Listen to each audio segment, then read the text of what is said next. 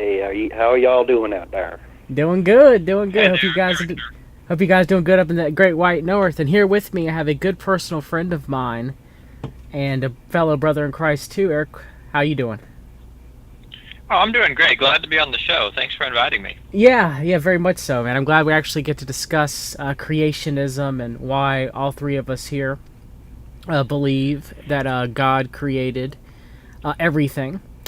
And we're going to discuss the different views of creationism and discuss evolution and why we stand firm with what was discussed in the book of Genesis.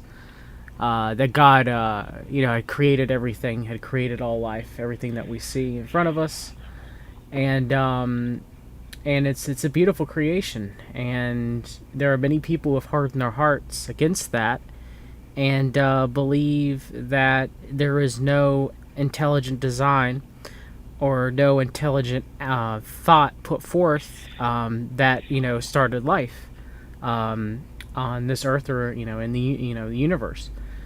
So let's begin, Eric, with your testimony, which I think is pivotal to all this of how you came to accept Jesus Christ, brother.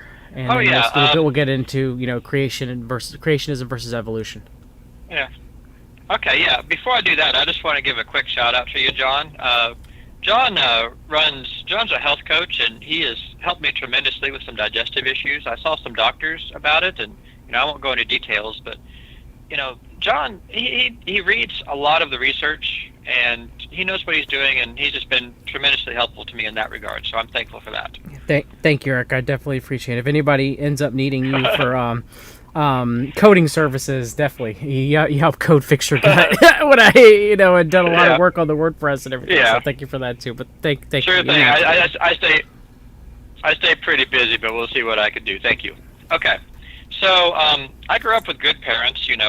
Peaceful home. Everyone got along. Both parents very loving. But I grew up outside the church. By the time I was a teenager, I was pretty much agnostic, leaning toward atheism. I love science. I read Carl Sagan. Um, I came to basically become a moral nihilist. That means that, I thought God probably didn't exist. If there's no one that makes rules for how we should behave, then that means all these people with these ideas for, what we should do, what we shouldn't do, this is right, this is wrong. It makes it no more than opinion. And I really believed that at that time that there was no moral right or wrong. I I still follow society's rules because it benefited me, but in my heart, I had a lot of what I now recognize as sin and selfishness, and it wasn't a good place. I remember when I was in, I think, 10th or 11th grade, I had a lot of, I went to public high school. I had a lot of friends inviting me to church. I had a chemistry teacher who just off the cuff, she wasn't even trying to make a point about anything, but she said that not all scientists agreed with evolutionary theory. And I was very surprised to hear that. I never knew such a thing. How a thinking person could think otherwise. And I pretty much saw the whole world through the lens of evolution. I'd see an animal, I'd wonder, well, what forces of natural selection, made that animal the way it was? And I was very fascinated by that, and that's how I saw the world. So, I was 16 at the time. 16-year-olds don't know a lot about biology. But I got online, I read some stuff from both sides, and I saw enough information that convinced me that, there's some evidence for design. If God exists, then, I can't, then that means miracles are popular. Miracles are possible. And if miracles are possible, I can't reject the Bible just because it contains miracles. So, I read Lee Strobel's famous book, The Case for Christ, which was very popular back then. I read some of the authors that he cited, and I began to see that the New Testament has a lot of patterns in it that are consistent with what we expect real history to look like, but not very consistent with people making things up. And I became a Christian. Years later, I got into Reddit. Reddit can be a dumpster fire sometimes, Yeah, but I very think much that's what so. attracts us to it. And people on Reddit that seemed way smarter than I was, talking about biology and evolution. And I told myself, if I'm really going to believe this, I'm going to have to study this and figure out maybe they're right. If Christianity isn't true, I don't want to be a Christian. I want to believe what's true. So this was about 10 years ago. I went on, a quest that's still ongoing to this day to basically learn evolutionary biology and learn everything I can about it, just to make sure that, I am right. And at first it was very intimidating. I came across all these arguments I didn't know how to answer. And I started on, the website of the Discovery Institute and creation.com and places like that. And they introduced me to, what creationist and intelligent design people believe. And then I started digging deeper. I started reading journal articles. And at first, I didn't really understand them very well. I had to look up every fourth or fifth word, from some evolutionary biology journal or genetics journal. And the more I did that, the more I looked up, I just kind of gradually taught myself these topics. And I took a few online classes. I'll talk a little bit about that later. And, I want to be clear in this discussion. I'm not some expert PhD biologist. I have a bachelor's degree in computer science. So, unless you're talking about simulations, most of this is outside of my field. There's probably better people you could have on your show that could explain creationism than I can, but I'm just sharing my experience. And, when I say something, I'll try to limit it only to the parts I know. If you ask me about something, I'll say, well, I really don't know, but these people argue this, these people argue that. And hey, if you catch me saying something wrong, just, correct me in the comments. Or I say something that just sounds out there, I'll watch the comments and comment with a source, and we can discuss it. Okay. So let's see, where does that leave us? Officially, I'm agnostic about the age of the Earth, but I think young Earth creation is more consistent with the Bible. If I were to form a view on the age of the Earth, I would have to study geology, and I just haven't done that yet. And I tend to remain agnostic about a lot of things until I've studied them.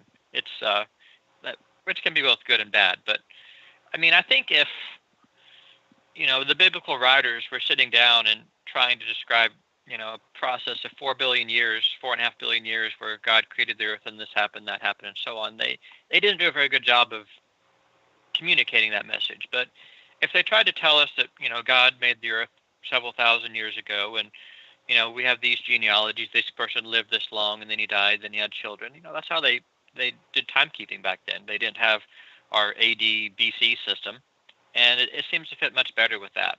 But like I said, I can't argue the science. If I were to go up against a well-studied geologist and try to defend young Earth creationism, I would lose the debate. If I tried to go up with a creationist who's a geologist and I tried to defend old Earth creation, I would lose that debate. But in terms of biology, I've had discussions with many biologists, many evolutionary biologists, and I've done enough there that I'm pretty confident in my views. I don't think that evolutionary biology has a lot to offer. So I'm monologuing here. What do you guys want to go with this? I guess I'll break down the different types of creationism and the different theories that they have. Yeah. That would be very good. We need to do that. And we can discuss that. And also, I guess one thing I want to say is me and you in our Discord group, because we've been personal friends for a while now. You got to witness and you can give testimony of how I used to be a Gnostic Christian with many different heretical beliefs that you and I used to argue around and around and around and around and around and around. I would get so frustrated with you. I remember staying up to 2 or 3 a.m. on a call with you, just talking about epistemology, and I was like, well, we need to use evidence to determine what's true. And John, you were more in the feelings camp. Tell me if I'm describing you right. Yeah, I was a big subjective person back then. I apologize, and it was through your help and me studying the Bible and Michael Joseph and Jesse Spots that I realized, maybe I was in error, and I apologize for that. But I just wanted to make that known. You were the one that you and I used to add. Boy, was I wrong, man. I was wrong. But I want to get that out there as you being a witness to it. We're still learning. Could that be? It was good practice for all of us. Yeah, it was definitely, and I was in error. Boy, was I. But yeah, so let's go. Don't worry about it, John. So let's go with the different types real quick. One more thing for my testimony, then I want to do this, if that's okay. Yeah, fine, go ahead. So I have never had what I would call a spiritual experience or religious experience. I believe that Christians have the Holy Spirit, but in terms of me, I am terrible at discerning it. So, I mean, that pretty much limits me to the evidence, and I'm a Christian because I think the evidence shows that it's true. If Jesus came to me or one of my friends, which I think happens sometimes, and they had a personal encounter with Christ, then that's superior than anything I can give. But there's lots of people who haven't had that experience, both believers and non-believers, and people who have left the church because they never had that experience, and they think that's the only way to know. Okay, do the views. No, that is true. I mean, for many years, I remember that I wanted that experience when I was a child, and I saw my father, having those experiences, and I could never get one, even though my faith was very strong at that time. And that did make me waver, but I've had those experiences now in the past, I don't know, since 2013, 14, probably even sooner than I've had Wonderful. some stuff. So, I mean, it's hopefully one day the Holy Spirit will reveal himself more to you, Eric. I pray for that, brother. Oh, I hope so too. Let's get to the many people praying for that. Let's get to the creation side of things. So, first you have young Earth creationism, which means that humanity was directly created by God. Biological species directly created by God. Macroevolution does not occur. And then you have the differentiating between young Earth creationism and gap creationism. Now, young Earth creationism is generally the Earth is less than 10,000 years old, reshaped by a global flood event. And the age of the universe is less than 10,000 years old, but some hold this view only for our solar system. And then you have gap creationism, where they have the scientifically accepted age reshaped by a global flood, and a scientifically accepted age of the universe. Then you have your progressive creationism, directly created by God based on primate anatomy. Direct creation plus evolution, no single common ancestor. Scientifically accepted age, no global flood. And a scientifically accepted age of the universe. Then you have intelligent design. Proponents have various beliefs of how God created humanity. Then you have divine intervention of biological species at some point in the past, as evidenced by what intelligent design creationists called irreducible complexity. Some inherents accept common descent, others do not. And then Earth, some claim the existence of Earth is the result of divine intervention. Age of universe, scientifically accepted age. And then you have theistic evolution. Evolution from primates, evolution from a single common ancestor of biological species, scientifically accepted age of the Earth, no global flood, and scientifically accepted age of the universe. Those are the many differences as far as creationist views are concerned. And you have sometimes people in between. Yes. And I want to stop you on the word species here, because that's a really difficult concept. There's so many definitions of species. Yes. I mean, for example, horses and donkeys and zebras are all different species, but I think they came from a common ancestor. They can produce offspring with each other. Yes, yeah. So I mean, that's a minor nitpick, but go on. The Bible speaks of kinds, so if we wanted to talk about biblical, framework, it frames it in kinds, and we've only started making species within however long, right? Naming everything Greek names. Yeah. Yeah, and then you end up. One of the most. No, go ahead, Eric. Sorry. Go ahead. No, I was going to say you end up having sorry, you end up having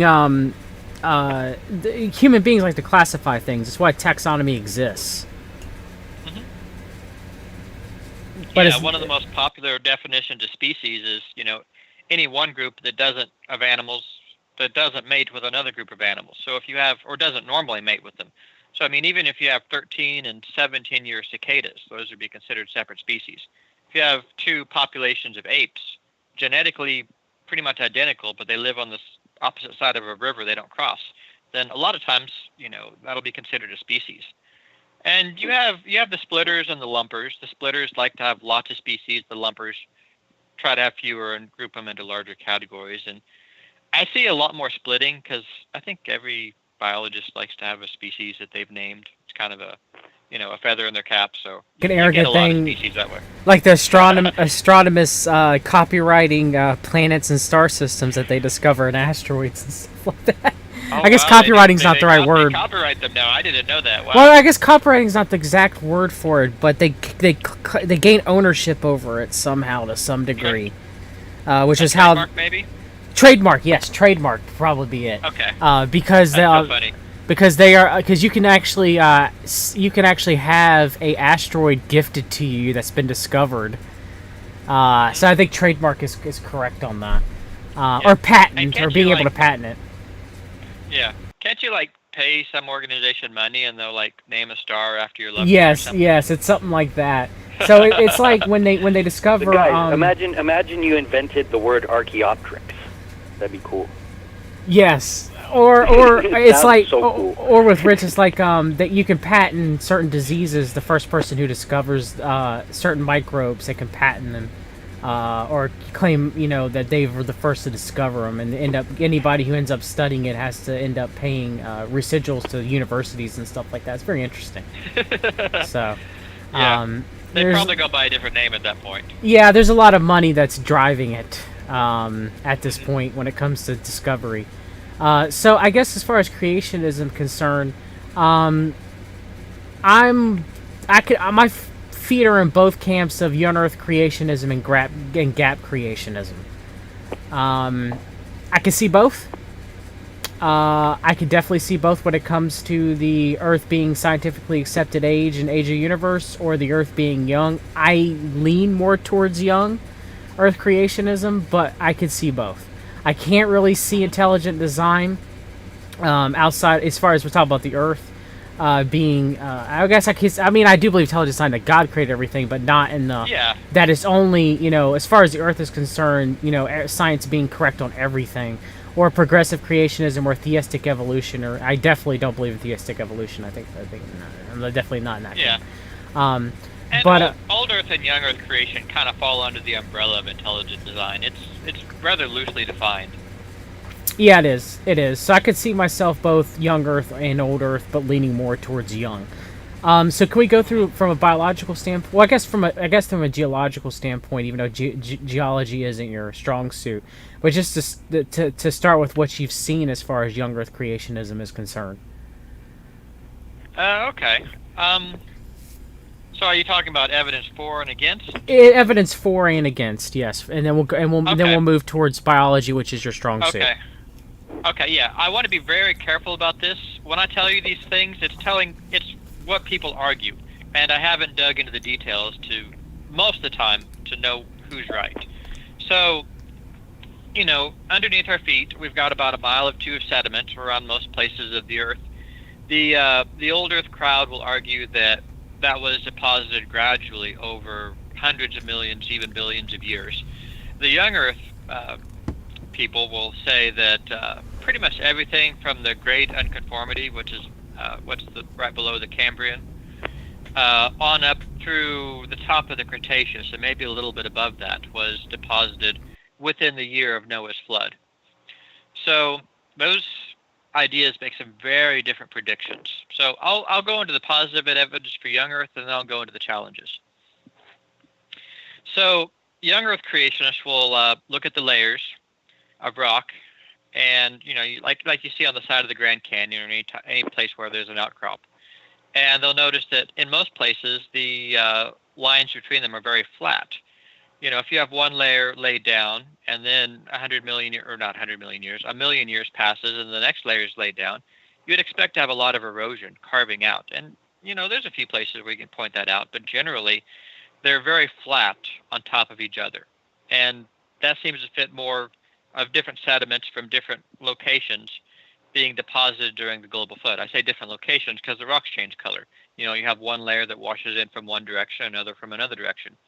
And some of these things, they'll cover, the better part of a continent. We're talking hundreds, 1,000 miles of just one rock layer spread over a continent. And we don't really see very many any processes depositing rocks like that today. You need something very massive and very wet to get that much material. Hopefully I'm not speaking on this. Like I said, these are what young Earth creationists argue. The banding patterns are very distinct. You don't have times for tree roots and worms and little crabs to burrow down and pop up and surprise their friends, mixing up the sediments during this time. We see dunes in the geologic record, sand dunes. And sand dunes are created at different angles depending on whether they're created in the air or underwater. The angle seems to mostly match underwater, and the angle looks like they're always pointed toward water flowing off of the continents, like all over.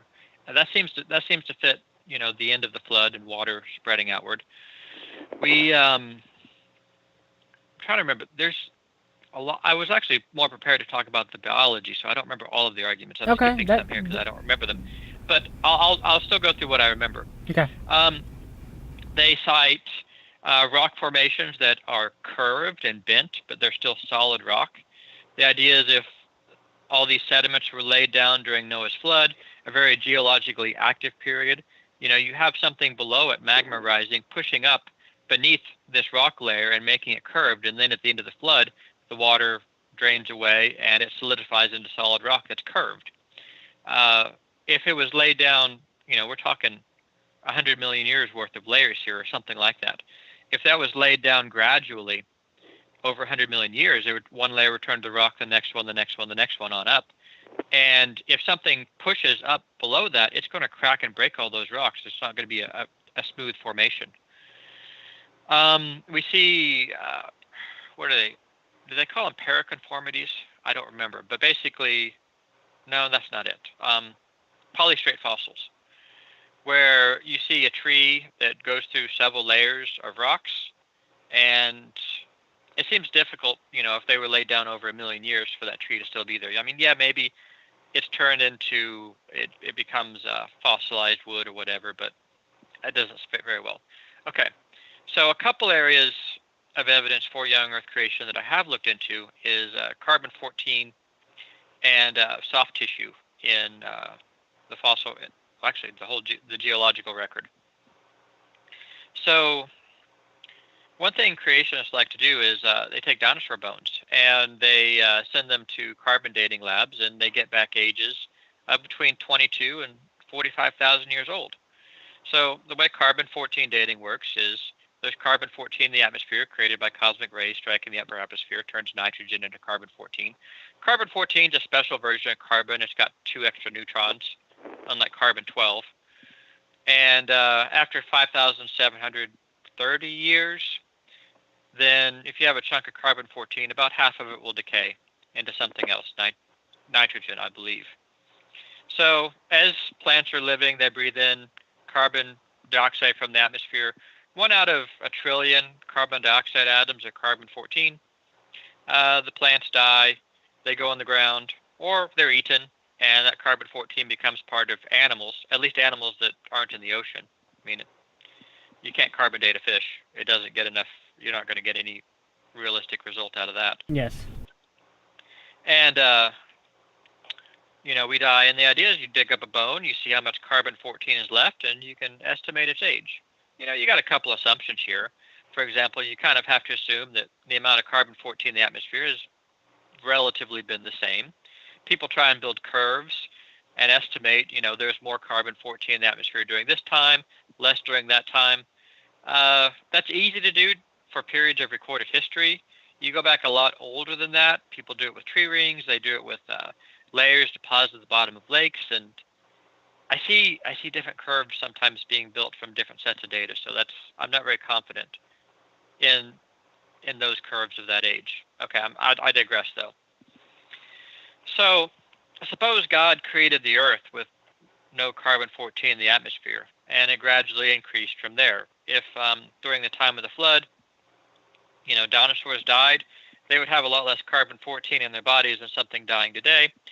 You dig it up, it's got even less. It makes it look older than it is. So you get the ages of 22 to 45,000 years. And these come from dinosaurs all over the U.S. and I think Europe. I'd have to check on that. So, I mean, that's kind of a conundrum, because, I mean, if you have dinosaur bones being deposited in the last thousands or 10,000 of years, you need something very massive and very wet to deposit that many layers in that time. And it's not just dinosaurs. We get a lot of young carbon-14 dates from coal. Even diamonds, which were never alive to begin with, have carbon-14 in them. So you need something catastrophic nuclear process in the Earth's crust. I mean, diamonds come from the mantle. At least some people think that. Yeah. You need some kind of process like that. So, people go in different directions with this. They say, well, there's uranium and thorium in the ground. And yeah, there is. And those eject neutrons, and they can hit nitrogen and turn into carbon-14. But if you run the numbers, it's like thousands and thousands of times too short of producing enough carbon-14 to get the ages we get. And, after about 100,000, 200,000 years, all the carbon-14 should be gone. I mean, you shouldn't really have anything left that you can detect. So if you go ahead. Have you looked into the halos argument with the polonium halos? Oh, yeah. Yes, I have. Yeah, that kind of dovetails nicely into this, right? Yeah. I've looked into it a little bit. It's not something I can defend. I can at least tell you what the young Earth creationists argue. Let me finish on the carbon-14 here, though. I'm almost to it. Yep. If that's all right. Please. So, I mean, creationists will actually, there's a really hilarious video on YouTube where a creationist calls Jack Horner. He's a well-known paleontologist. He's Mary Schweitzer boss. He owns probably the largest collection of dinosaur soft tissue. And he consulted on Jurassic Park. Well-known guy. And he's called on the phone, and he's offered $10,000 to carbon-14 his dinosaur bones, and he won't do it. At first he says, well, carbon-14 only works for young things, and dinosaur bones are old. You kind of see the bad logic there, right? So, I mean, he gets called out on that, and he eventually says that he won't do it because it'll help creationists. And they actually raised up to $23,000 to give him to carbon-14 date his dinosaur bones. He wouldn't do it. That's way more than the cost of carbon dating, which is like a few $100s a sample. But it's just weird. It's not science. I don't know what's going on. But, okay. So you mentioned the polonium halos. So I'm trying to remember my nuclear chemistry here. But you have uranium all around the ground. Uranium decays into this and that, and eventually into lead. And like I said, this isn't my subject material, so I don't know that much. I don't know as much as I do about biology. But one of those products is polonium. Polonium decays very fast. And whenever these things decay, they make kind of this concentric sphere around the particle of uranium or whatever else is in that chunk that's decaying. And based on the radius of this concentric shell that we can observe, you can tell what's decaying. And I worry I'm getting too complicated here, but I'm going to try and do this. We see the polonium halos. The halo is the concentric circle. We actually see those removed in different spots from the uranium. It's like it was in the ground, and then while it was decaying, something took the polonium, moved it somewhere else, and then you get a sphere of that. Not only that, but the polonium halos are often squashed. It's not a perfect sphere. It's kind of like an oval. So what the young Earth creationists will argue is that for some unknown reason, during the flood, this is kind of speculative, that there was rapid decay of radioactive elements. And they'll say that the water washed away the polonium. It made it bind to, I don't remember what they have it bind to. I don't know my chemistry well enough. Is it silicon or sulfur? I don't remember. But it gets washed away, it binds there, and then it decays away in minutes. And then the next layer of rocks is deposited on top of these flood sediments where this is happening, and it gets squashed. And there's a lot of debate on this online. The old Earth people come back at this with different arguments. I don't even remember what those arguments are. I haven't dug through all of this to know which side is correct, but that's the polonium halos. So we also have one of the products that's created when uranium decays, helium. And helium is a very slippery molecule. That's why you can't keep it in your balloons very long. And creation geologists have done tests with uranium with helium in it, and they found under a wide range of pressures and temperatures, all the helium should leak out of these rocks within 4,000 to 14,000 years. And when we dig up these, they're called zircons, little concentric shells of stuff around the uranium that's decaying. So when we find uranium in the ground like that, we still find that most of the helium's there. So the young Earth creationists argue that, they argue that as a second evidence that there must have been rapid radiometric decay during the flood.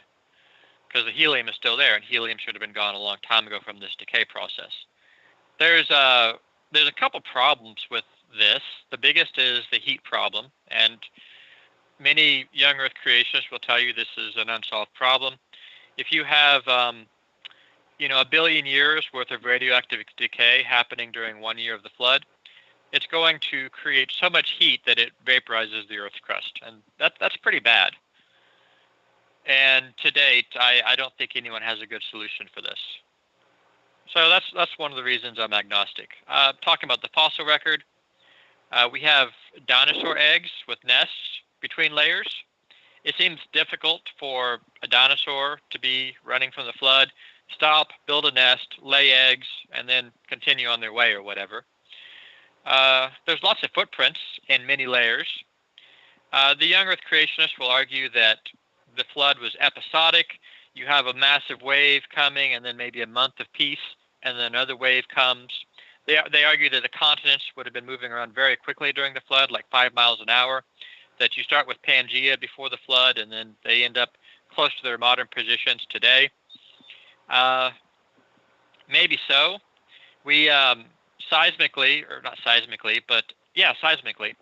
we have observed large masses of dense matter hundreds of miles beneath the Earth's crust. Because, when the continental plates move, one will subduct. It'll slide beneath another one.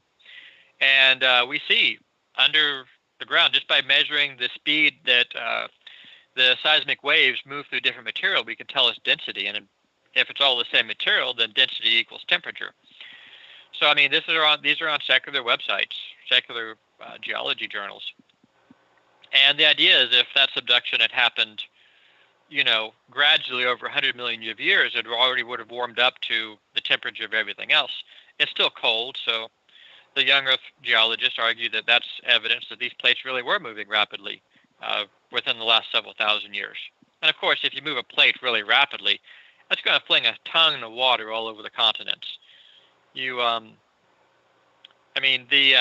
Lanka. I think there was a plate that moved like, what was it, just a few dozen meters, and you have that amount of destruction just from a plate moving that small amount.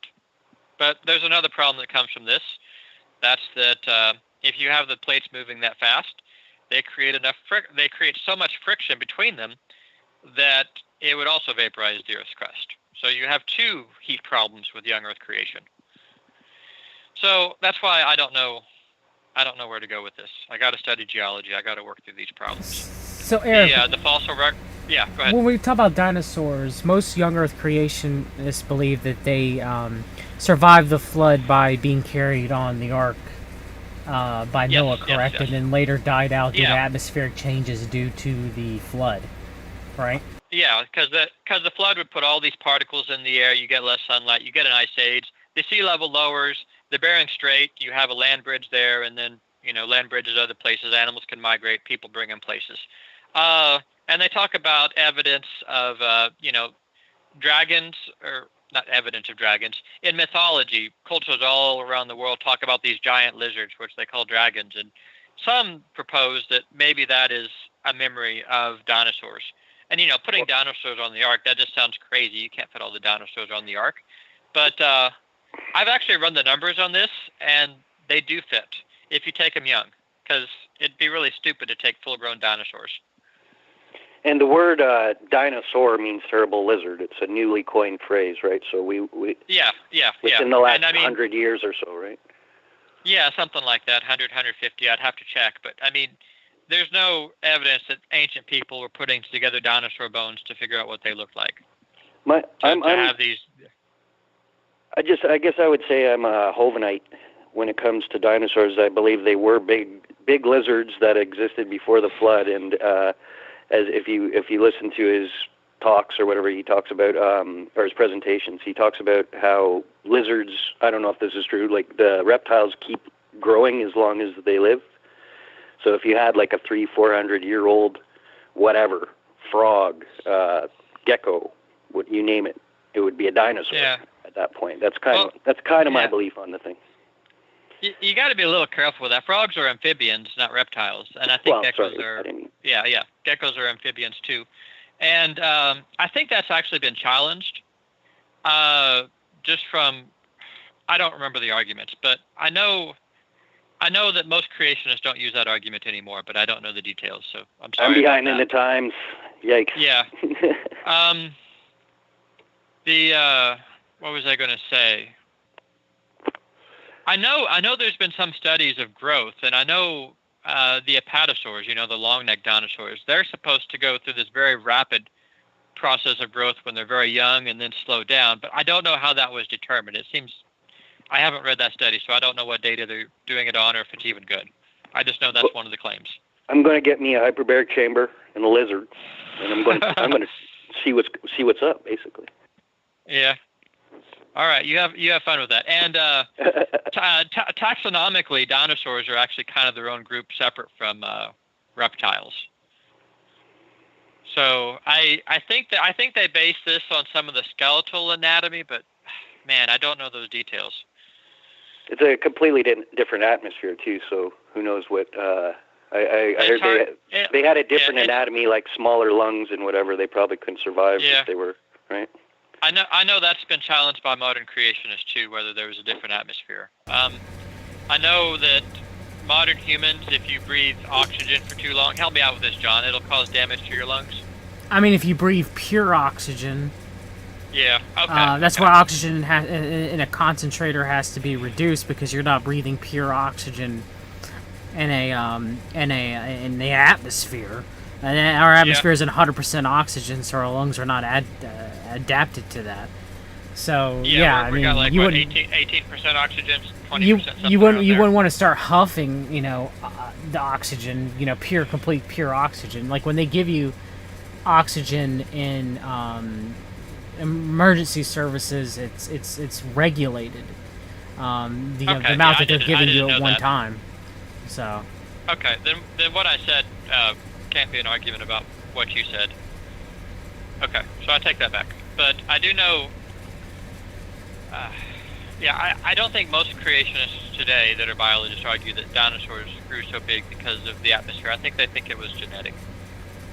Yeah, I looked it up. The highest concentration for oxygen is about 50% for oxygen therapy, but usually they don't go that high. I didn't know that. That's they titrate the liters per minute amount of oxygen that you get in, because again, human beings don't breathe in 100% oxygen in the atmosphere. So our lungs are not, you can't get too much oxygen. Oxygen can't kill you. It is necessary for life, but like everything, water can kill you too. But you can't. It's titrated at highest amount is about 50%. So it's pretty high. So. Okay, I got a couple more things on young Earth here. So I mentioned soft tissue in the fossil record. Those are dinosaur bones. You can actually crack them open. They're red. You can dissolve the bone away, and you actually have stretchy material coming out of it. You can look at it under an electron microscope. You can see blood vessels. You can actually see blood cells deposited in the blood vessels. And all of everything we know about how long soft tissue should last in the ground tells us it should not last millions and millions of years. You're talking thousands of years before these things should completely fall apart. So that also argues for a young Earth, young dinosaurs, and also something very massive and wet to deposit them so quickly. But at the same time, the fossil record has order to it. And I know Kent Hovind disagrees with that, but I think most other creationists are against him and say, yeah, the fossil record does have order to it. You have the sea life in the lowest layers. You have fish in every layer, but if you go to the lowest layers, the Cambrian, you don't see any land animals. Above that, you see amphibians and insects, then you see dinosaurs, then you see reptiles and birds and mammals, and then humans are only in the layers on top. And you got to ask yourself, well, how would a flood deposit, all the layers in that order that makes it look like life evolved from the ocean? So that's kind of a challenge. Young Earth creationists have responded to this in a couple ways. Some of them propose that there were different ecological zones before the flood, and the flood destroyed these zones in a different order. That the seawater would have become turbulent first and killed away the marine life, and then life living at lower elevations like the amphibians, and then the humans would have lived at the highest elevations. And, maybe you still have to get some of them proposed, maybe the continents, the sea floor is low, or the sea floors, I guess back then would have raised and the continents would have lowered, so you have continents becoming sea floors, and then you have this matter flowing onto that matter. I don't know if there's a way to put it all together where it makes sense with the order in the fossil record. I haven't dug that deep, but those are some of the ideas floating around. They also talk about, more terrestrial animals being smarter and able to run faster to escape floodwaters. If you have these waves covering whole continents, I don't know if it could work on that scale. So those are some of the problems, and that's pretty much all I know.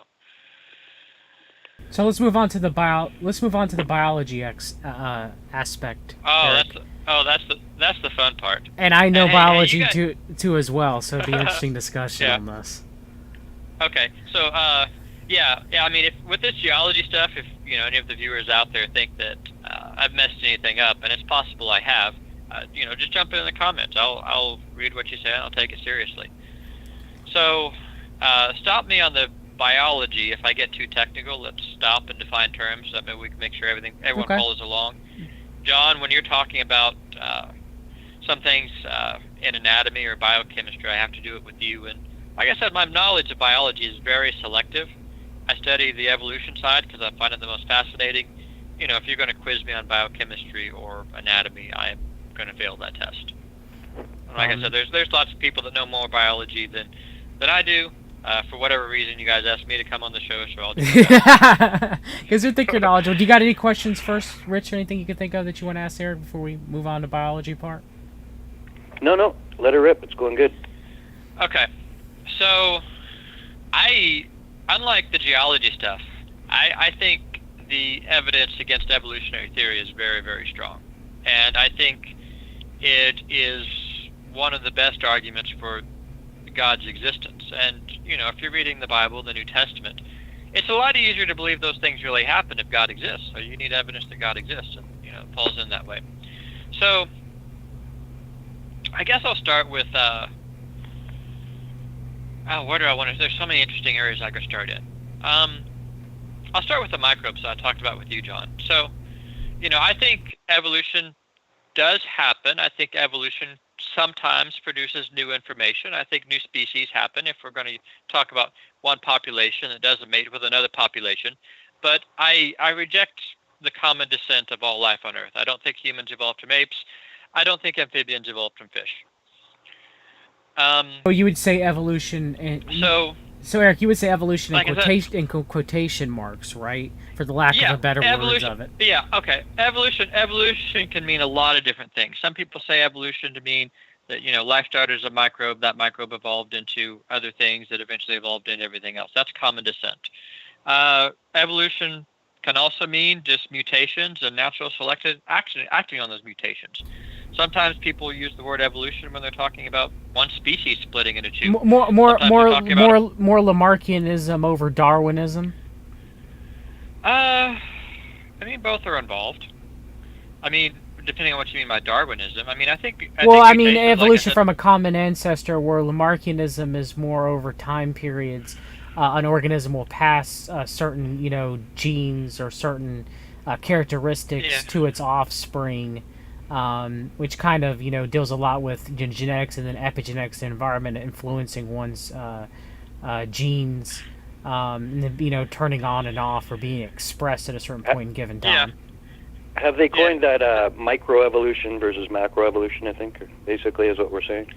Like adaptation versus evolution, hard stop? Yeah, some people use those terms, and you actually can find those terms quite a bit in secular biology journals. They're not just terms used by creationists. I know a lot of people find that surprising, but I think I don't use those words because I think it's more complicated than that. There's more processes than what can fit just under the umbrella of micro and macro evolution. And I'm trying to figure out where I want to go with this. So let's go back to Lamarckism and Darwinism. So the debate between Lamarck and Darwin was Lamarck believed that if you had certain experiences in your life, certain things happened, then your offspring would get those traits. And Darwin thought he didn't know about genetics, he didn't know about Mendel, but he thought it was just the traits you were born with, and then natural selection. Does that make sense? Yes, which Lamarckianism, in my belief, is way more closer to the truth than Darwinism is, with all that we know about genetics and epigenetics and gene expression. Yeah. So I mean, Lamarckism. No one believed Lamarckism for a long time after Darwin, but I mean, we're experiencing a comeback with epigenetics, and we're finding that And there what they call actually are. neo-Lamarckism, yes. Yeah, information written. Yeah, information written on top of the DNA through methylation. Information completely outside the DNA, stored in sugar molecules. There's other places too. I don't know all of them, but I mean, you can actually have life experiences that can be inherited that aren't part of what's technically your genetics. Which causes the expression of your genes a certain way that you weren't necessarily born with. And even microbes are able to change expression too as well and have an epigenetical effect too. Yeah, but I don't want to go into information on that. It's for another. But there is a difference between the two. Yeah. So. Okay. So let me get back to my evolution argument here. So in the last several decades, there's a lot of microbes that we studied really well. We studied them really well because they cause terrible diseases. Malaria kills, what, is it like hundreds of thousands, a million people a year, something like that? Yes. HIV, H1N1. We put a lot of money into studying these microbes, how they evolve, whether they can evolve resistance to this medication or that. And what we've seen with them is that it takes a huge number of them all trying out different mutations because, some of them have like one mutation every time they copy themselves. Some of them have like one mutation every 5 times they copy themselves, or some of them one every 1,000 times, but they have mutations. And there's a huge number of these microbes. So there's a little eukaryote. If I say eukaryote, think yeast, a single-celled eukaryote. It's not yeast. It's bacteria. Called, bacteria. No. Eukaryote. Whoa, I think you said prokaryote. Sorry, bacteria would be a prokaryote, and then human cells are eukaryotic. Yes. Yeah, but there's also single-celled eukaryotes. That just means they have a nucleus. Sure. So one of them is called Plasmodium falciparum. I didn't name these things. So that's what causes the malaria disease. And we've observed probably 10 to the power of, just existing a human population in the last several decades. We've seen probably 10 to the power of 21, 10 to the power of 22, 10 to the power of 23 of these just infecting humans. And we found that if we expose this malaria bug, Plasmodium falciparum, I call it the malaria bug because that's easier to say and people know what you're talking about. If you expose the malaria bug to drugs like atovaquone and pyrimethamine, I hope I'm pronouncing these right, then after about 1 trillion of them are exposed to one of these drugs, they evolve resistance. I know one of the methods is there's a certain binding spot, and they have mutations in their DNA that affect the protein, that the DNA makes the protein, and the protein has a certain shape so it can latch onto other things. And the DNA changes so that it changes the shape of this protein so it doesn't latch onto these drugs anymore. Yes. And like I said, that happens with about 1 out of 1 trillion of them. So there's another drug called chloroquine that we use to treat malaria. And we have to expose about 10 to the power of 20 of the malaria bug to chloroquine before they evolve resistance to this. I believe it has something to do with changing the charge of the digestive vacuole so that the chloroquine doesn't stay in there. At least that was the thinking a few years ago. It may have changed since then. There's many different mechanisms of drug resistance to many different microbes. I know that was the thinking with chloroquine a few years ago when I spoke to some malaria researchers, but they said that was a newer idea. I don't know if that's still the current thinking. But they changed between 4 to 10 letters of their DNA to become resistant to this drug. So that's a huge number just to evolve a small change. And, I'm sure they're evolving other things during this time too, but they're not changing that much. They can't even exist in colder climates, for example. Thankfully, evolution is too slow for malaria to exist in colder climates.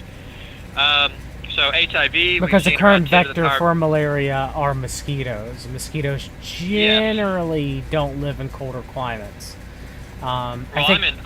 I'm in Indiana. We have mosquitoes here, but none of the mosquitoes Well, carry it's not. malaria. Yeah, but I'm talking about not. This is specific mosquitoes that are able to. I think it's the Anopheles mosquito, if I remember pronouncing it right. So You'd know more than me. I think that's the one that spreads malaria. So yeah, it's not able to. It doesn't encircle the whole globe. Yeah. And so Thankfully, if you're because evolution's slow.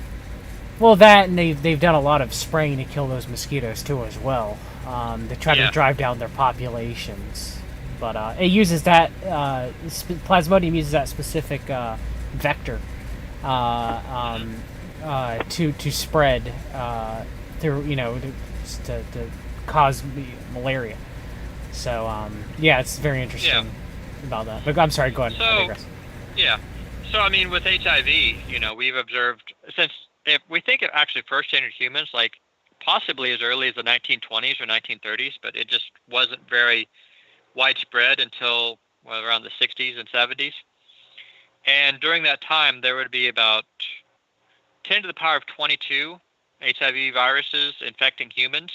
And they've had evolution. They've gained some new functions. They've changed the shape of their shell to evade the human immune system. They've made a new binding site that helps them evade some of the cell's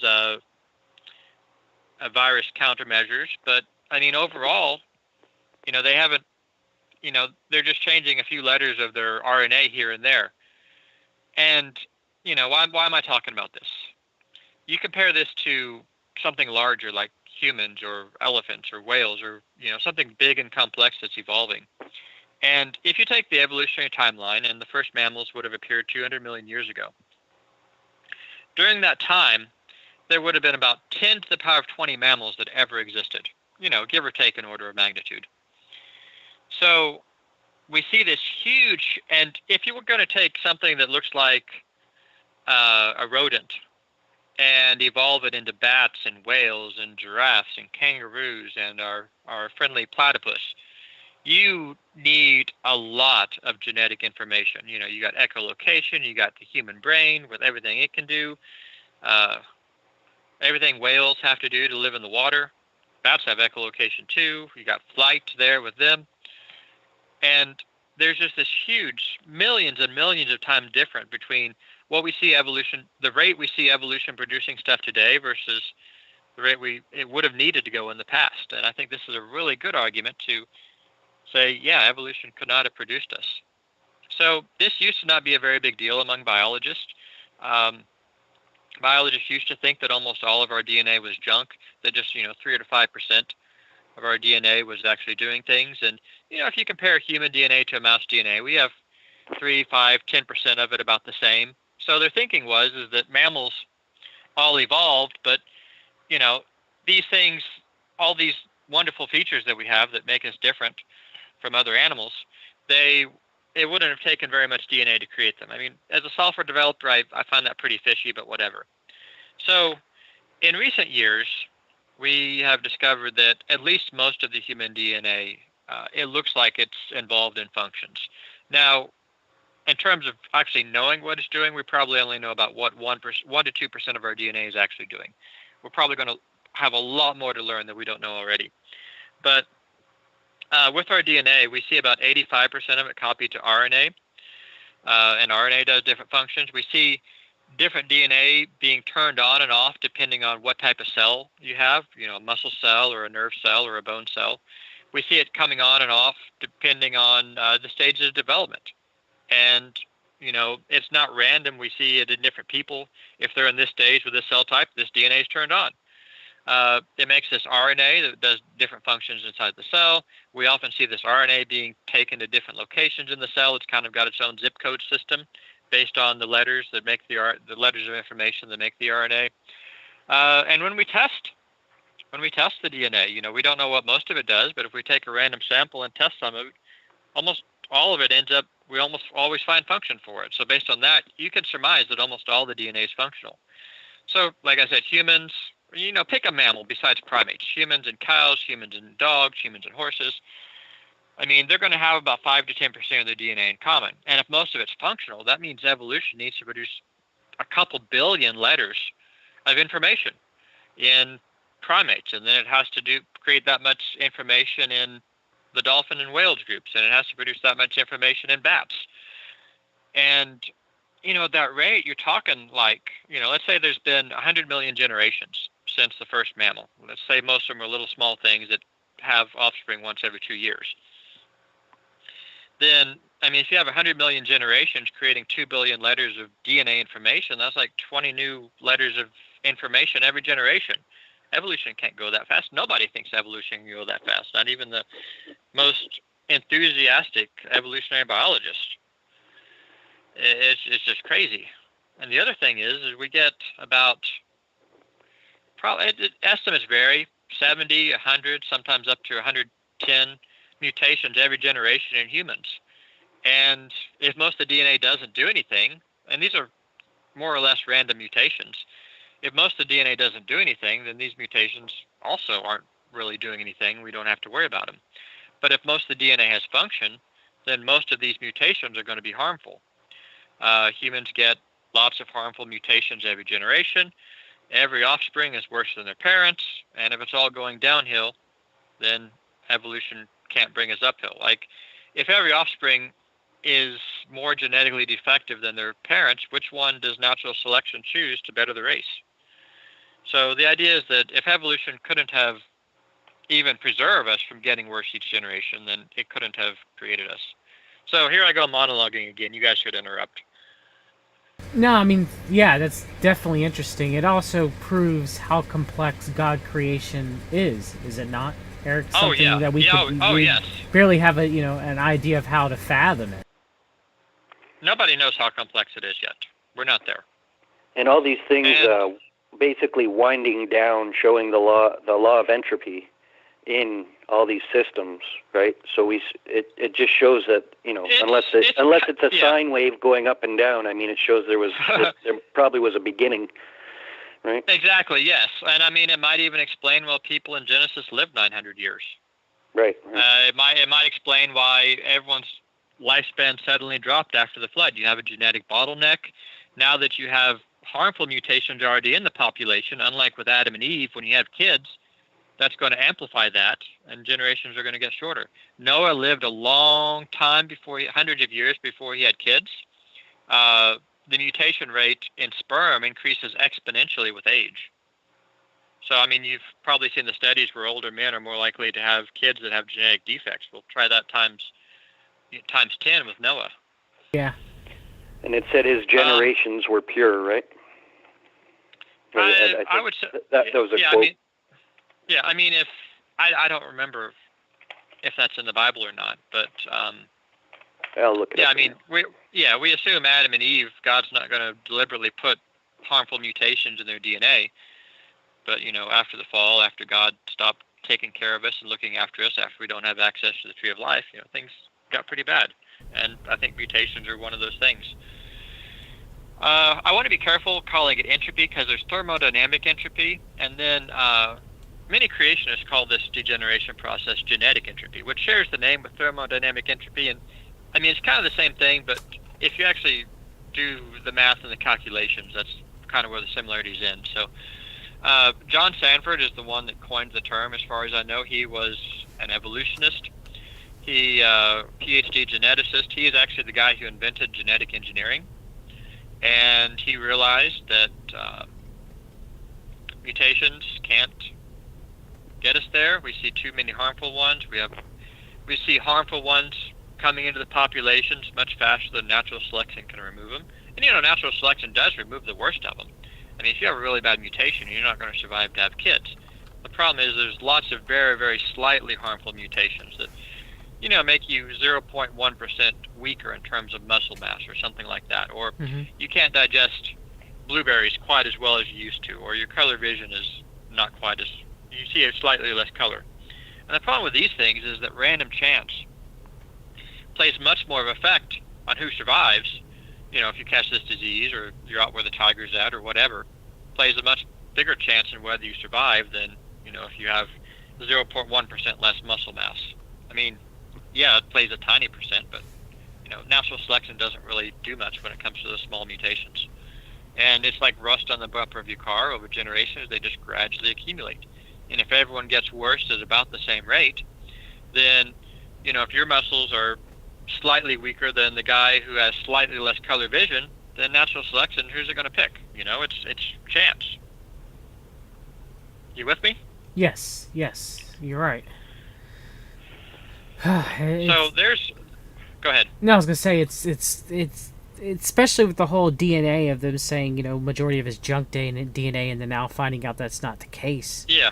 It really makes everything more complex. You know what I mean? Mm-hmm. Yeah. Oh, I mean, if you sit down so there's this huge war right now between evolutionary biologists and medical scientists because of this, and it's really the kind you want to get out your popcorn and sit down with before you read these papers, because the evolutionary biologists, many of them still maintain that most DNA is junk because they know evolution doesn't work unless it is. And I mean, even if it is, there's still other problems, but this is like a huge problem. But the medical scientists, they're finding that, we're finding lots of evidence that this DNA is functional. So they're butting heads, and it's very interesting. ENCODE was the big study in 2012 where they first said, we think probably at least 80% of DNA is functional, and you can find a lot of evolutionary biologists denouncing that study. I mean, it was a $100 million study with the NIH involving hundreds of scientists from all around the world. It was the biggest study of the human genome that ever happened. But the evolutionary biologists, they don't buy it because evolution doesn't work. I mean, Dan Grauer, who is one of their harshest critics, said either, I'm trying to remember how he phrased this. He said, if ENCODE is right, then evolution is wrong.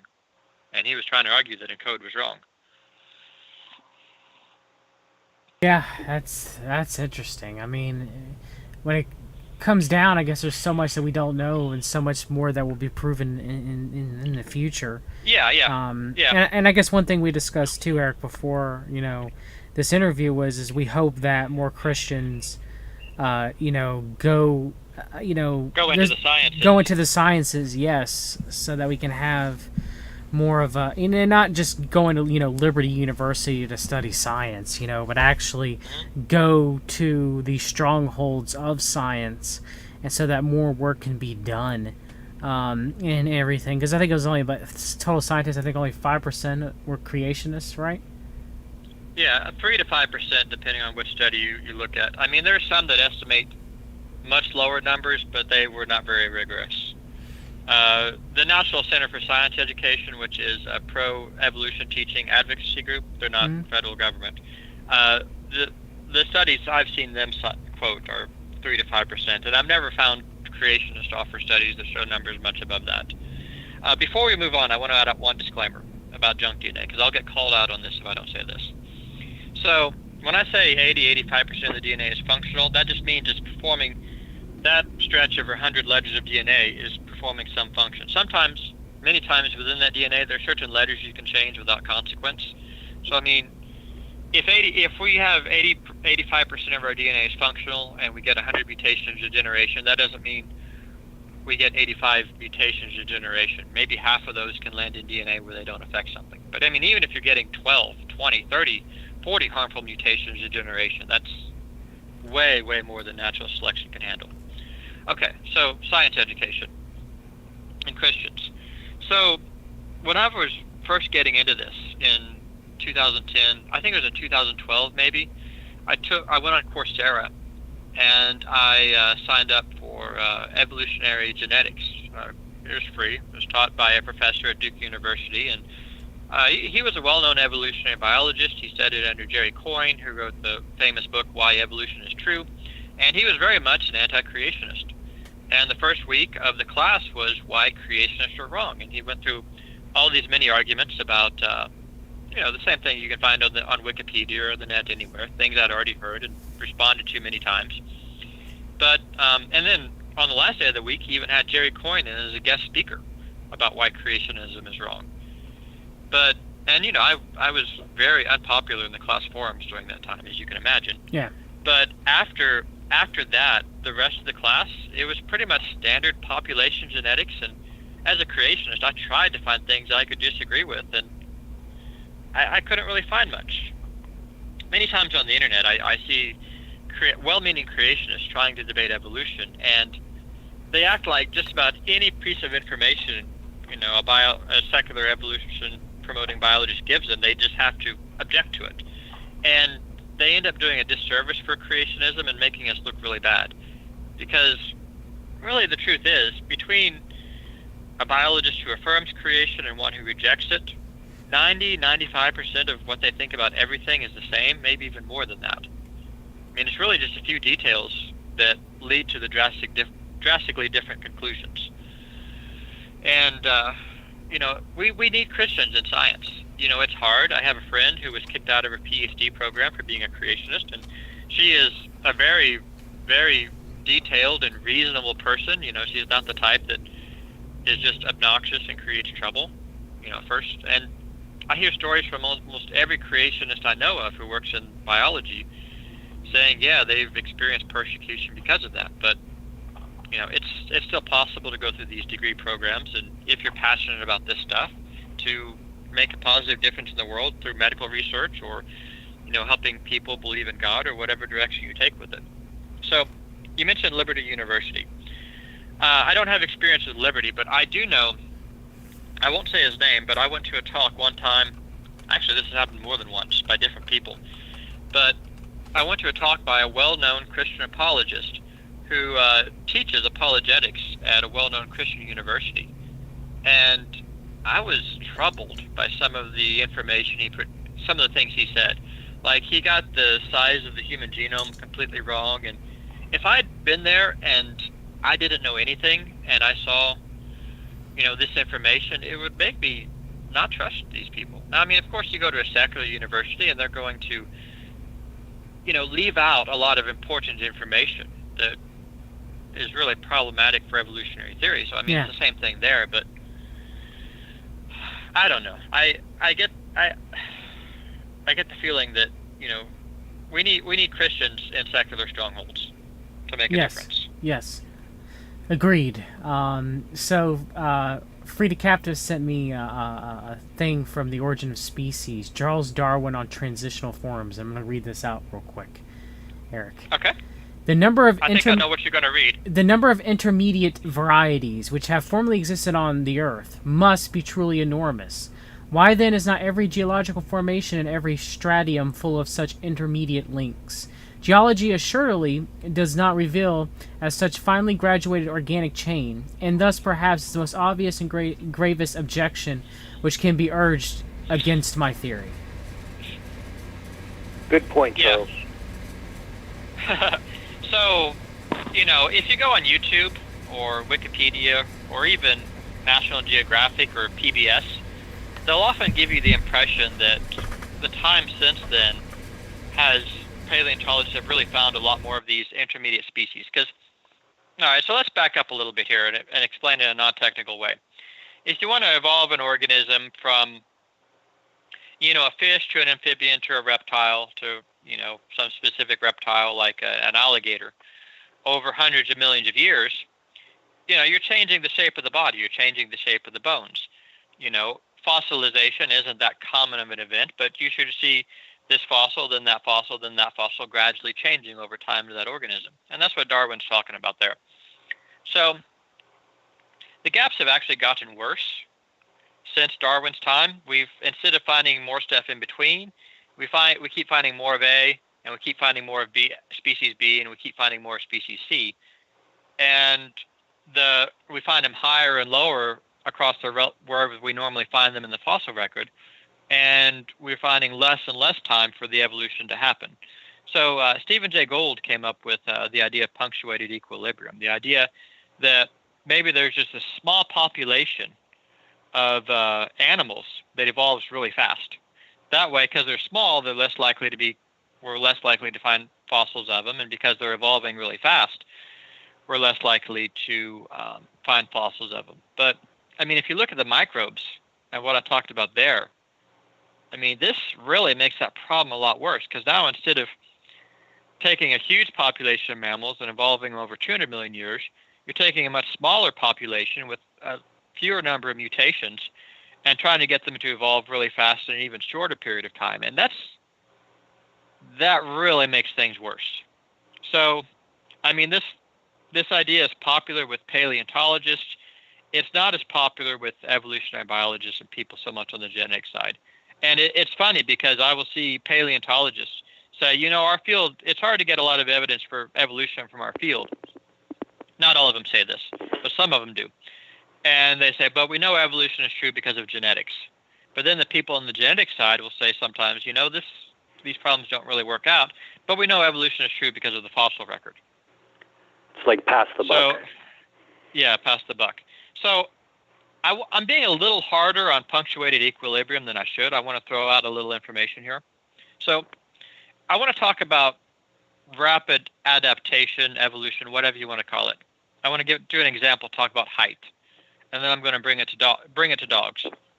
So in the human genome, we have hundreds of places in our DNA, maybe even more than 1,000, where if you have this gene here or a different variant of that gene, it'll make you a little bit taller or a little bit shorter, right? Actually, most traits, I believe, go back to multiple different genes that control what we end up with.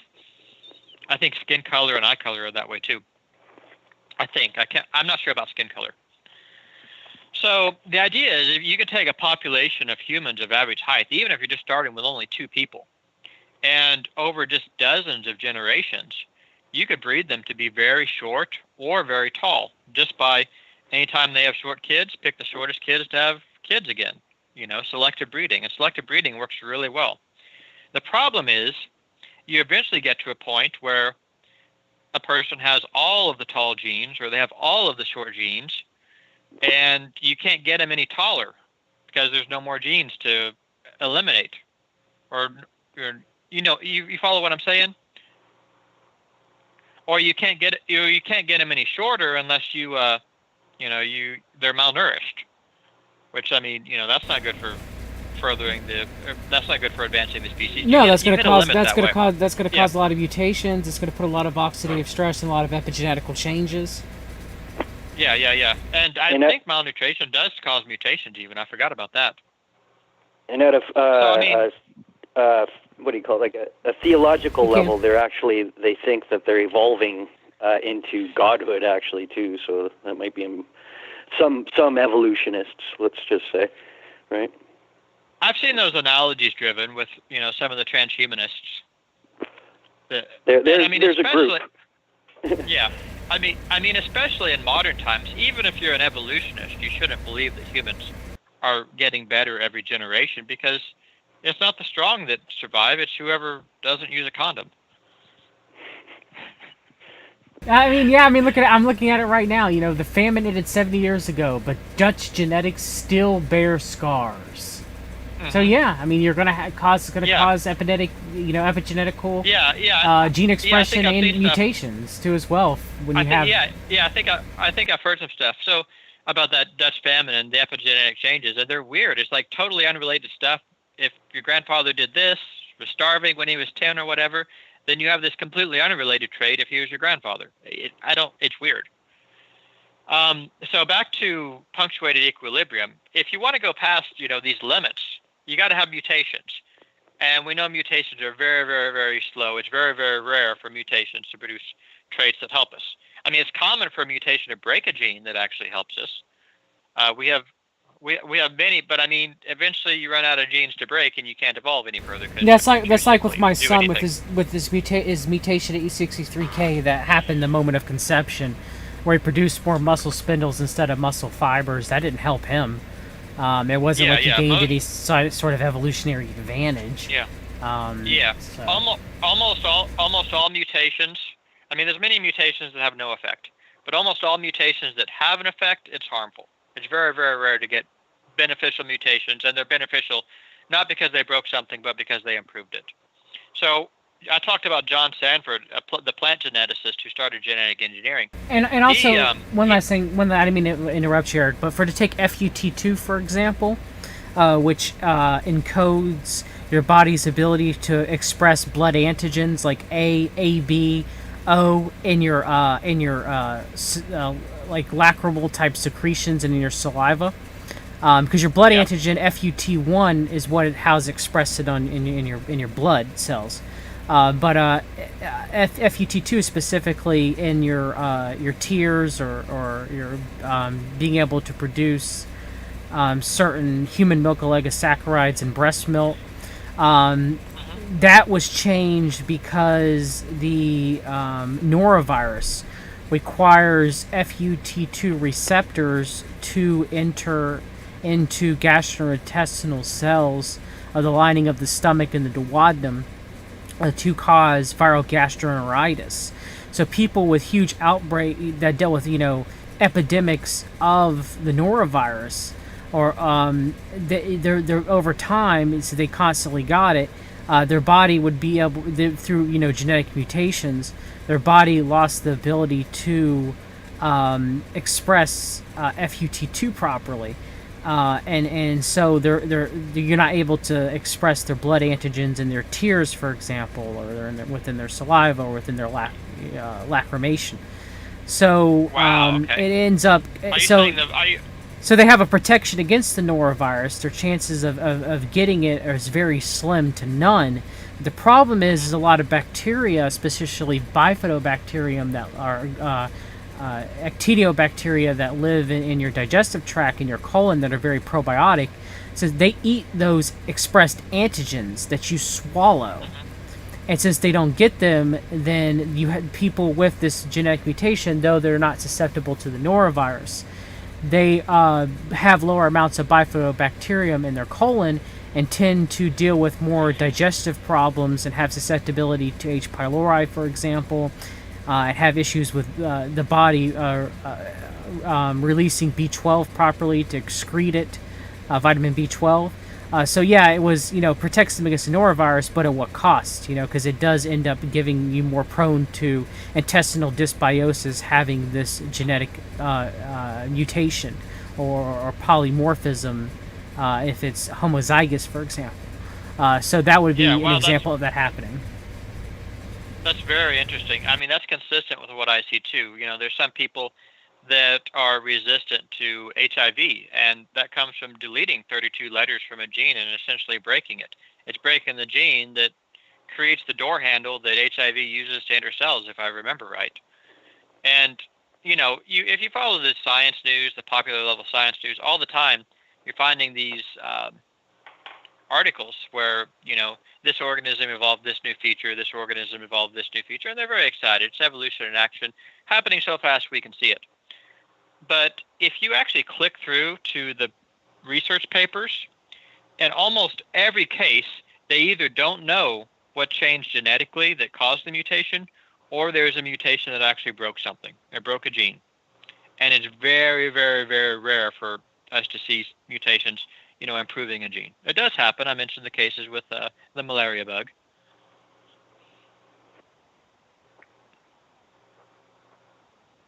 Vestigial organs. They keep Yeah. walking those back.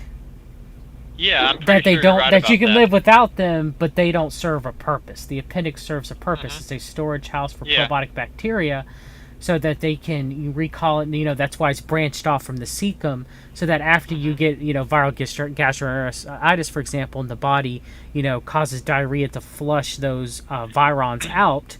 The good bacteria that is left in your appendix can go back and repopulate your intestinal tract. Yeah, I've heard that before. That makes a lot of sense. So yeah, the more and more we're learning, your wisdom teeth, your pineal gland, So the I vestigial shouldn't go organ. to the blood letter? That's what you're telling me? But to say that these organs, didn't serve a purpose. Yes, you can live without them. You can live without your spleen, but that doesn't mean you're going to have, your best, live your best life. Yeah, and every time I've looked into these things, I've found functions in the literature for them.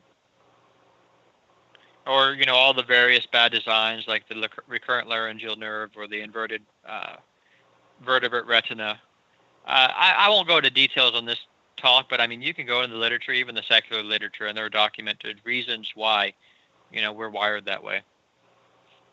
Exactly, yes. And it gives more credence to creationism in that regard, that Yeah, it wasn't, random. think That so. there is some, intelligent design, which I believe to be God, and everybody on this, Hmm. call does. But because that's how complex life is. It's way more complex than we can ever imagine, and something that I don't think Yeah, we're or ever fully going to be able to ever figure out either. yeah, probably not. Who knows?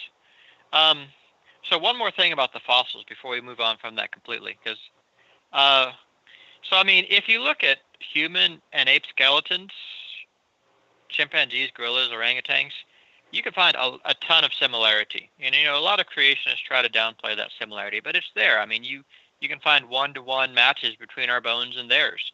And we walk upright. You need a different pelvis and a different knee and a different foot, and you need your chest to be a different shape, and you need your head to attach to your neck at a different angle for walking upright, and you need your legs to be longer than your arms instead of the other way around, and you know straighter fingers because you don't hang on to trees and things like that. But there's a lot of similarity there, and a lot of evolutionists capitalize on that to say, well, look how similar we are. And if you go in the fossil record, you find something like a Homo erectus or a Neanderthal, and they're like humans, but they also have large brow ridges like an ape. So people take that as like, well, that's good evidence for evolution, but only if you look at that tiny part of the whole grand scheme of life. And I'm going to explain what I mean here. So if you zoom out a little bit and look at Tiktaalik, this is a very popular fossil that's believed to be in between fish and amphibians. And we found footprints in the fossil record lower than this guy with his webby feet, and so he's kind of fallen out of popular favor now. Not as many people talk about him, but just looking at the shape, then he is much less similar to the next thing that's more amphibian or the next thing that's less of a fish than what we are to the apes. If you go further up this family tree of all life, and you want to find things in between, the different Cambrian phyla, in the Cambrian, when I say Cambrian phyla, I mean like the groups of jellyfish and worms and the arthropods and the mollusks, which includes snails and squid, and the chordates, which includes vertebrates. If you try and find things that are in between those, your gaps are even bigger. And this is kind of the opposite of what we should expect if evolutionary theory is true. Because the more different two organisms are in shape of their bones, you need more things to bridge that gap, a more gradual road. We see a lot of very similar things at the very leaves of this family tree, but at the major branches, then there's not much there to connect them. So why is that? Why do we see this pattern? Because I'm definitely much more similar to any mammal than I am a snail or an ant or whatever. Pick your non-mammal animal, and I'm more similar to apes than mice, no question about it, both genetically and physiologically. But if you look at human designs, we see the same pattern. So I could take a bucket full of cell phones, and Apple, iPhone, whatever, and I could put them together in a family tree. Start with my ancient Nokia brick, and expand outward from there, and this has this in common with that, and build a family tree out of them. Even though they weren't actually a tree, they're pretty similar. If I want to do it with a computer, say a Dell laptop or something, yeah, I can make a family tree out of different laptops. But then if I try to connect the family tree of laptops to the family tree of cell phones, I'm going to have some bigger gaps there. There's not as much that I can really put together the pieces.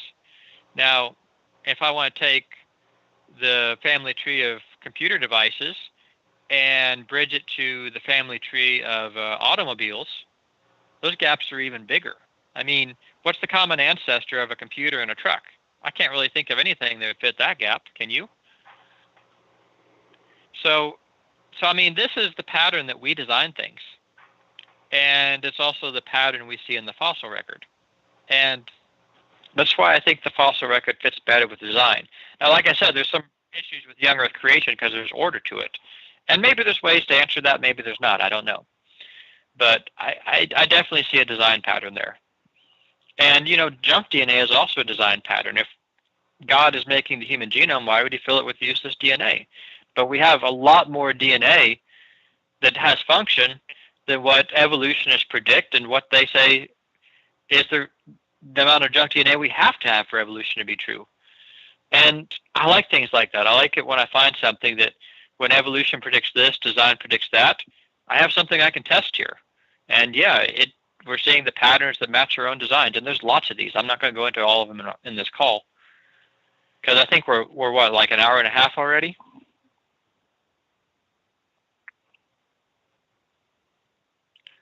All right, so I've been monologuing like this whole thing. So where do you guys want to go?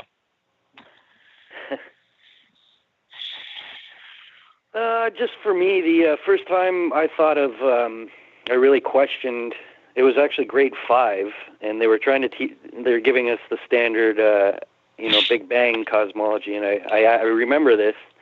I guess I was 9 years old or something, and I asked, where did the stuff come from that exploded? And there was like crickets in the classroom. And since that time, I realized I'm not going to get an answer from education about this kind of stuff. So I guess that seed was planted when I was in grade 5. But I don't know. Interesting stuff. Yeah. I don't know cosmology well enough to comment on the Big Bang, but I mean, you do need something timeless, eternal, and uncreated to create the universe. Yeah, there has to be a cause. Is my kind of and uncaused cause. Right. And matter and energy haven't been around forever because of thermodynamics. You gradually run out of energy. If the universe was infinitely old, all the energy would be used up by now. You basically I've heard, the argument at who made the laws, because we have all these laws that govern all these things like gravity and all these, and we don't. Oh, definitely. To the level of how did this law get made? How does light work and all that? Like, this is beyond even that kind of an argument of, where did this stuff come from? So if I were to sit down on a computer and simulate a universe, I mean, there's lots and lots of different ways that I could randomly put laws together, but only a very, very small subset of those, not just one, there's multiple ways to do it, but only a very, very small subset would allow for life to exist. And that's what physicists and cosmologists have discovered about our universe. Many of these laws, if you change one of them, then atoms fall apart. It's kind of hard to build life without any matter, Like the strong nuclear force, if it's a little weaker, all your protons are positively charged, they're going to shoot apart, and you don't have a periodic table anymore. Right. Yeah, and this is basically, it looks like a beautiful symphony of all these things to me, right? And they all interact. It is. And I mean, really with these things, the glory of God through His creation. Just look how amazing everything is, really. Oh, definitely, and it's an act of worship for me to study these things because I am just amazed. Mm-hmm. And some people will say, well, and they're right. You can change one law to compensate for another law. Like if I make the strong force weaker, I can make the charge of the proton weaker. And eventually, if you change enough things, you can still get another universe where physics works. But there's very few if you're just taking random laws, very, very few of the sets of random laws would allow for it to work. And I don't know of a single living cosmologist who rejects that thesis. People are shocked, you go on Reddit or YouTube or wherever, but I mean, among the ones that publish in the literature, Luke Barnes, he's a well-known astronomer. He's a Christian. He specializes in fine-tuning. He said he did a survey of the literature on fine-tuning.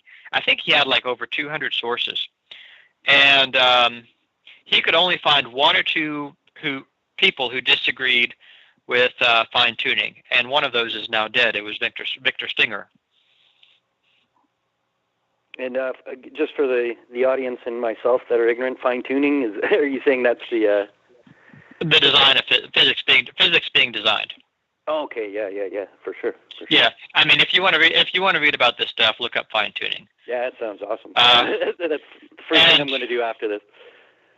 Yeah, so there's even fine-tuning that doesn't just allow for us to exist, but allows us to do scientific discovery. So we have what's called the fine structure constant, and I don't have the formulas in front of me, but it's related to the speed of light and electromagnetism and a few other things. I'm not a physicist. I can't tell you the details. Robin Collins is the name to look up if you want to read more about this. The fine structure... Sorry, go ahead. The fine structure constant is Very interesting. You can kind of change it back and forth along a certain range, and life, as far as we know, should still be able to exist okay. But if you make it a little bit too far in one direction, then all of a sudden we can't create fire. Fires go out, it just doesn't burn. You take it a little too far in the other direction, and fires are very flammable. Everything's very flammable. You start a fire, you might burn down your whole continent. So, that looks like God designed physics so that we could have scientific discovery. If we didn't invent fire, we probably wouldn't be having this conversation over the internet right now, or it would have taken us a lot longer to get here. It's all a very fine balance. Like if we were a bit further away from the sun or closer, we wouldn't exist. And like the moon around the Earth, and how it's that's another argument for entropy, apparently, because it's moving further away and that kind of stuff. Some people use the distant. I don't know if it is or isn't. It might be. Some people, because if you trace how far the moon is moving away from the Earth, the speed, it's like some formula to the power of 6 where it gradually slows down over time. I think the moon would be touching the Earth like 1 billion years ago. But there's a lot of complicated stuff here. Yeah, there's a lot of complication there because the position of the continents affects how much the moon pulls on the Earth's oceans, and put them in different positions. That's going to change, and I don't know how to work all that out. So I don't know if that's a usable argument or not. And I kind of came from a physics, a weird science background, I guess. I was a webmaster for John Hutchison, and I was kind of into frequencies a lot with that kind of study, right? Nothing like on the books, but just understanding theories, right? And interferometry and harmonics, how they kind of play. I believe that probably plays into the universal model, and they haven't really I haven't seen anybody that's really put harmonics specifically or interferometry into the model, or physics. We're learning new things, is what I'm saying all the time about physics itself, and once you put it into the model, we're going to have a even greater understanding of what's really going on, obviously, and that's more to the point of what we're saying, to get more Christians into this and explore God's wonderful creation, right? Yeah, because I don't know about harmonics and interferometry. You're way outside of what I've studied here, but I'm not saying you're wrong. I'm just saying I don't know about it. But I've seen enough that I'm very thoroughly convinced that God exists. God created the universe. God created life on Earth, and enough on the history side that the New Testament is, a very historically accurate. The New Testament documents are very historically accurate and reliable. And some of the Old Testament too, it's harder to test, but Jesus affirmed the Old Testament, and if what Jesus said is true, that makes the Old Testament true as well. But I haven't studied the Old Testament history side, so I see it looks promising. I just haven't delved into it. Yep. And I guess, did you actually read the in the beginning quote, John? I forgot if you read that in the beginning of the episode, the creation quote. No. You mean talking about Genesis 1? Genesis 1, but I would also like to say how John, the Gospel of John, coincides with it, right? With the Word. In the beginning was the Word. Yes, in the beginning there was Word, yes. So that's something good, some good homework for people if they want to read Genesis 1 and read the Gospel of John and see how they coincide. Yes, they do very much so. Quite eye-opening. Very good places to start if you've never read the Bible. Yeah, great. I love John. So I definitely want to thank you. Obviously. We definitely want to thank you for coming on, Eric. And whenever you get whenever you finish your Shroud of Turin research, definitely want to discuss that too as well, brother. Yeah, that's probably going to be another year away. It's so complicated. There's so much he said, she said with the Shroud of Turin, and it just takes so long to work through. I'm definitely leaning toward the Shroud of Turin being authentic, but there's a lot I haven't studied yet, so we'll see. But yes. I love hearing myself talk, so I'll do it anytime. Thank you, Eric. Thank you. Thanks a lot, man. All right, that's it for this episode. Genesis 1 with Eric. our 5th episode of Spirit and Truth. Is there anything else you want to say in closing? Free to captives real quick, brother. Anything else? Everybody, God bless. And thanks Yes. a lot for coming on, Eric. That was great. Yes, thank you very much. Thank you very much. Y'all take care. All right, everybody. Hope you guys are doing well this Sunday, even though these are very trying times. God bless everyone out there. Be safe with your families. Trust in the Lord. Yes, I do believe that God created everything. He created the heavens and earth and everything there within. So it's good to have Eric on. He's a trusted brother in Christ. I've known Eric for a long time. I'm glad we got to interview him on this with his research into the biology aspect of creationism. And yeah, hope everybody's doing well out there. And I'm going to have some streams coming up here shortly about things during this week, weather permitting. I apologize, the weather has been horrible. Horrible! We've had like 2 tropical storms in like the period of like 2 weeks. I asked my uncle and he said that has happened before. So maybe it isn't all what's going on. Maybe these aren't birth pangs of the end times. But take care, everybody. God bless you.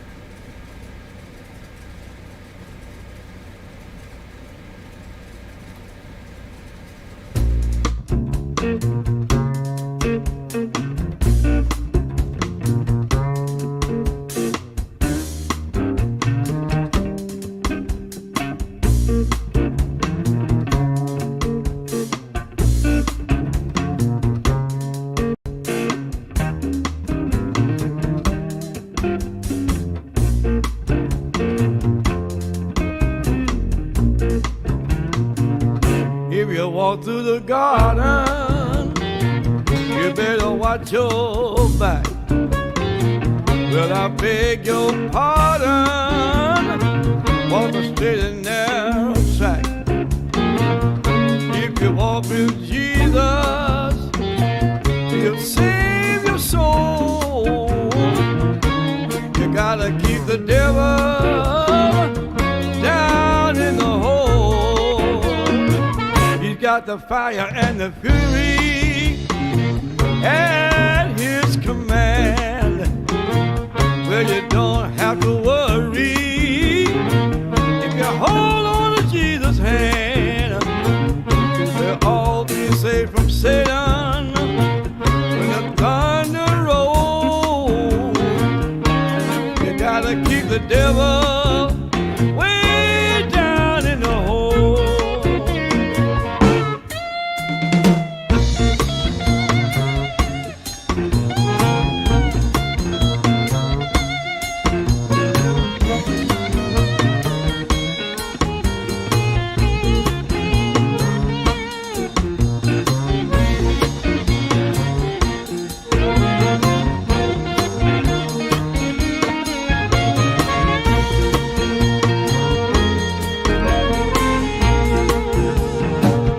All the angels sing about Jesus' mighty sword, and they shield you with their wings, keep you close to the Lord.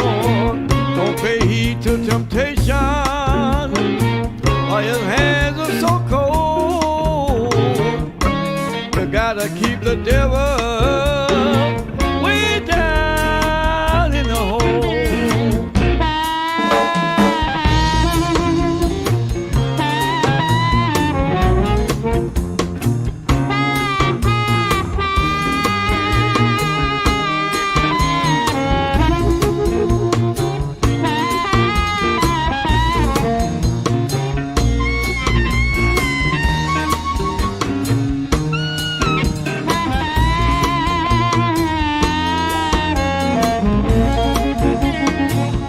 Way down in the